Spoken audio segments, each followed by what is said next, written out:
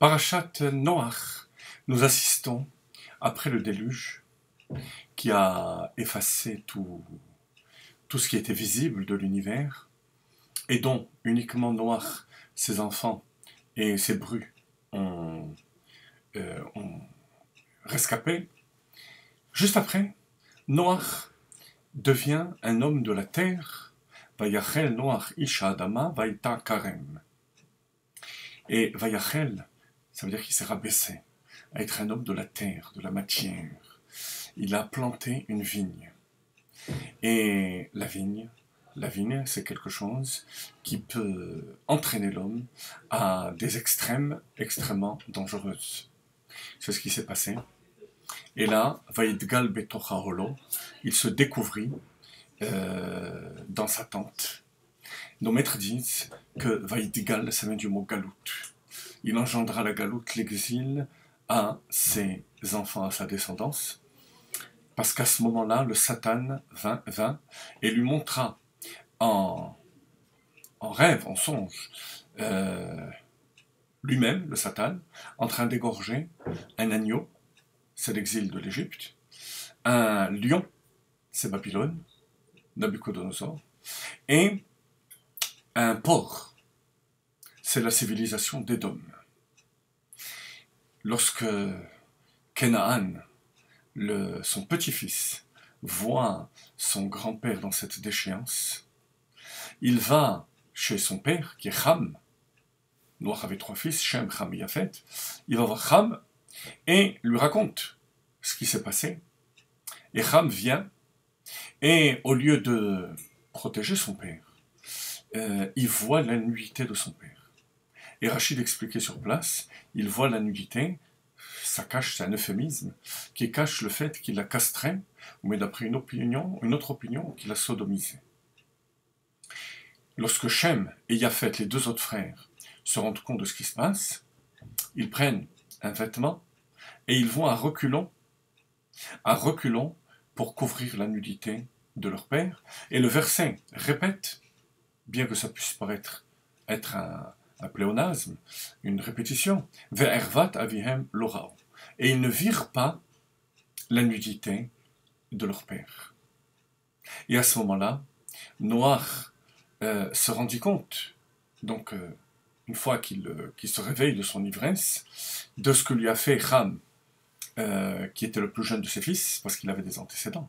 C'est le seul qui avait eu de relations sexuelles dans l'arche, alors que tous les autres avaient préservé l'interdiction d'avoir des relations. C'était interdit pendant toute l'époque du déluge. Et là, il subit la malédiction de son père. Ham subit la malédiction de son père.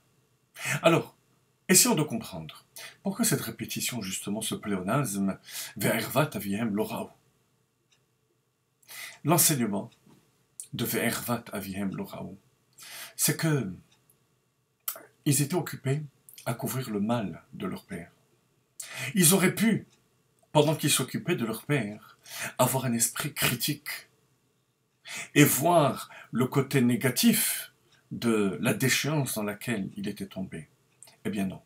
Contrairement à Ham, ils ne virent dans cette situation qu'un moyen d'amener le tikkun de leur père, d'aider leur père à se relever de cette déchéance. C'est ainsi que lorsqu'on assiste à une scène négative, on doit toujours avoir comme réaction première de réparer cette situation et de voir ce qu'on est capable de faire pour amener du bien et améliorer cette situation. Si le réflexe, et le premier réflexe, c'est l'esprit critique, c'est de voir le mal, dit le Baal Shem Tov, c'est qu'on a nous-mêmes ce mal en nous.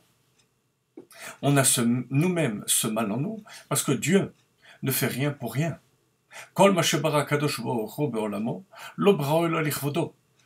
ce que Dieu a créé, l'a créé pour sa gloire. Donc si nous avons une situation qui nous paraît négative, c'est forcément qu'on a quelque chose de positif à faire. Ici, c'était de couvrir son père.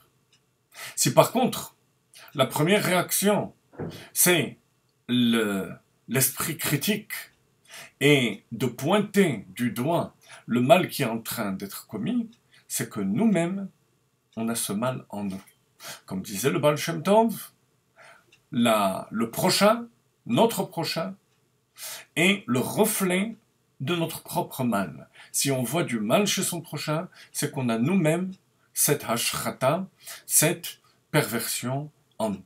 Si par contre, dès le départ, notre but était de réparer cette situation, alors il n'y a pas de question pour qu'Akadosh Baruch Hu nous a mis dans cette situation, non pas parce qu'on a ce mal en nous, mais parce qu'on doit le réparer.